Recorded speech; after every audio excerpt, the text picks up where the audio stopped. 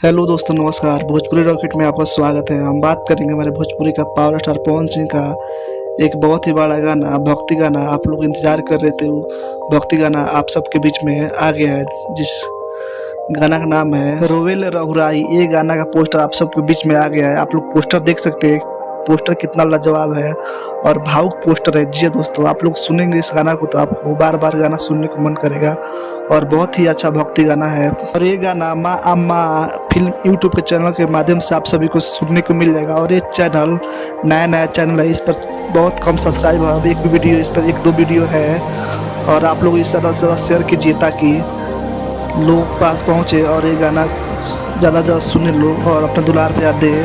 और हमारे चैनल को लाइक सब्सक्राइब नहीं किए तो करके जुड़ जाए ताकि भोजपुरी खबर सबसे पहले आप लोग पास आए। और इस गीत को गाए हैं हमारे भोजपुरी का पावर स्टार पवन सिंह और इस गीत को लिखे हैं राजेश मिश्रा।